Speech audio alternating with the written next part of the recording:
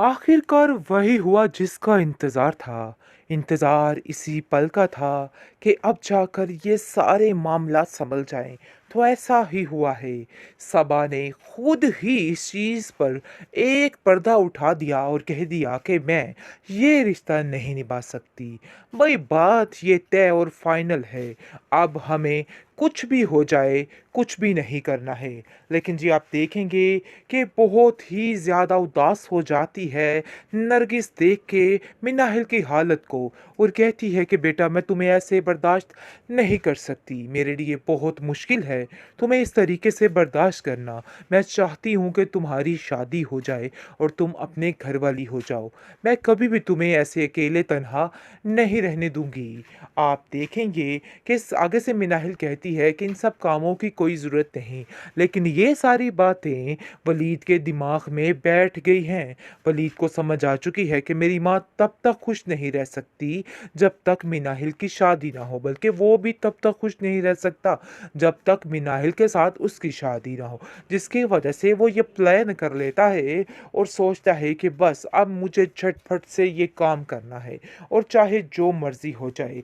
जिसकी वजह से ऐसे मामलात बन जाएंगे इन दोनों के दरमियान कि हर चीज़ मरिया मेट हो जाएगी। वलीद एंड तक कोशिश करता है कि मैं सारे मामलात को संभाल लूं, लेकिन सबा किसी बात के लिए हामी नहीं भरती, बल्कि मजीद घर का माहौल खराब करने पर तुली होती है। ये बात बिल्कुल गवारा नहीं होती है वलीद को, क्योंकि वलीद को बार बार मिनाहिल के ताने दिए जाते हैं और कहा जाता है कि मैं कतई ये बात बर्दाश्त नहीं करूंगी, चाहे जो मर्जी हो जाए। मुझे तो इस चीज़ की समझ नहीं आ रही कि आखिर ये सारा मामला है क्या? मुझे क्या करना है और क्या नहीं करना है? लेकिन जी आप देखेंगे कि मिनाहिल को जैसे ही पता चलता है कि वलीद ने अपनी ज़िंदगी को आगे जीना शुरू कर दिया और सबा से हर चीज़, हर ताल्लुक ख़त्म कर दिया, तो वो कहती है कि आखिर तुम ऐसा कैसे कर सकते हो? लोग मुझे ही बातें सुनाएँगे और कहेंगे कि मैंने ही ये सब कुछ किया है।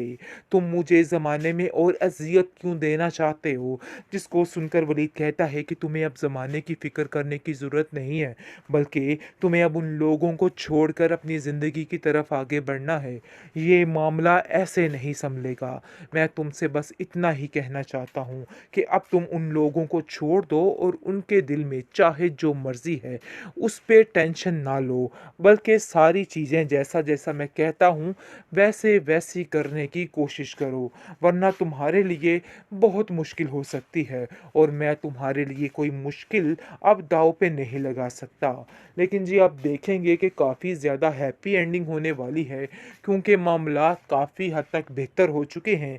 हर चीज़ बहुत फिट हो चुकी है। मतलब ये है कि बस चंद ही रोज़ में आपको ये खुशखबरी मिल जाएगी कि इस ड्रामे का एंड हो चुका और लास्ट एपिसोड आ चुकी। मिनाहिल बहरहाल अब काफ़ी ज़्यादा खुश है दिल ही दिल में और शुक्र का कलमा पढ़ रही है कि भई जो वो चाहती थी ना, अब उसको मिल चुका है। उसको परेशान होने की अब कोई भी ज़रूरत नहीं है। ये सारी बातों की टेंशन लेना अब उसने छोड़ दी है, क्योंकि वो जानती है कि अब मैं ऐसा कुछ भी नहीं करूँगी। बहुत परेशान हो चुकी थी वो, लेकिन वलीद ने सब कुछ हैंडल कर लिया और हर चीज़ उसके काबू में आ चुकी है।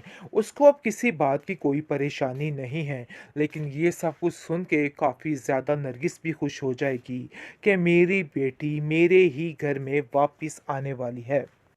आखिरकार वही हुआ जिसका इंतज़ार था। इंतज़ार इसी पल का था कि अब जाकर ये सारे मामलात संभल जाएँ। तो ऐसा ही हुआ है। सबा ने खुद ही इस चीज़ पर एक पर्दा उठा दिया और कह दिया कि मैं ये रिश्ता नहीं निभा सकती।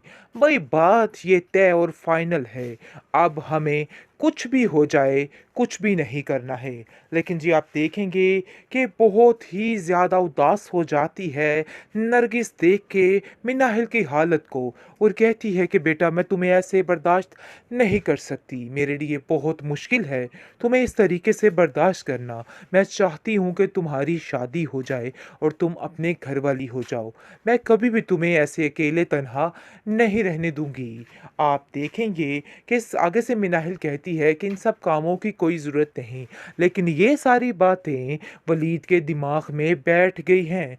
वलीद को समझ आ चुकी है कि मेरी माँ तब तक खुश नहीं रह सकती जब तक मिनाहिल की शादी ना हो, बल्कि वो भी तब तक खुश नहीं रह सकता जब तक मिनाहिल के साथ उसकी शादी ना हो। जिसकी वजह से वो ये प्लान कर लेता है और सोचता है कि बस अब मुझे झटपट से ये काम करना है और चाहे जो मर्ज़ी हो जाए। जिसकी वजह से ऐसे मामलात बन जाएँगे इन दोनों के दरमियान कि हर चीज़ मरिया मेट हो जाएगी। वलीद एंड तक कोशिश करता है कि मैं सारे मामलात को सँभाल लूँ, लेकिन सबा किसी बात के लिए हामी नहीं भरती, बल्कि मज़ीद घर का माहौल ख़राब करने पर तुली होती है। ये बात बिल्कुल गवारा नहीं होती है वलीद को, क्योंकि वलीद को बार-बार मिनाहिल के ताने दिए जाते हैं और कहा जाता है कि मैं कतई ये बात बर्दाश्त नहीं करूँगी, चाहे जो मर्ज़ी हो जाए। मुझे तो इस चीज़ की समझ नहीं आ रही कि आखिर ये सारा मामला है क्या? मुझे क्या करना है और क्या नहीं करना है?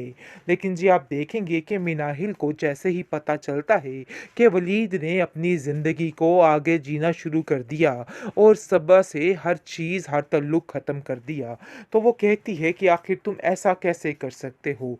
लोग मुझे ही बातें सुनाएँगे और कहेंगे कि मैंने ही ये सब कुछ किया है। तुम मुझे ज़माने में और अज़ियत क्यों देना चाहते हो?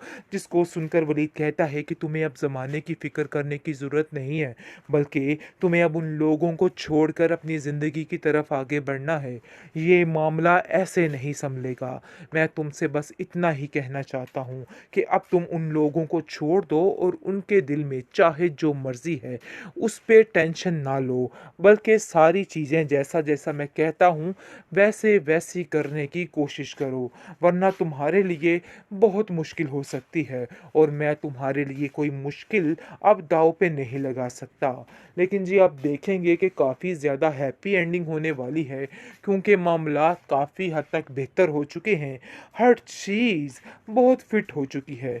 मतलब ये है कि बस चंद ही रोज़ में आपको ये खुशखबरी मिल जाएगी कि इस ड्रामे का एंड हो चुका और लास्ट एपिसोड आ चुकी। मिनाहिल बहरहाल अब काफ़ी ज़्यादा खुश है दिल ही दिल में और शुक्र का कलमा पढ़ रही है कि भई जो वो चाहती थी ना, अब उसको मिल चुका है। उसको परेशान होने की अब कोई भी ज़रूरत नहीं है। ये सारी बातों की टेंशन लेना अब उसने छोड़ दी है, क्योंकि वो जानती है कि अब मैं ऐसा कुछ भी नहीं करूँगी। बहुत परेशान हो चुकी थी वो, लेकिन वलीद ने सब कुछ हैंडल कर लिया और हर चीज़ उसके काबू में आ चुकी है।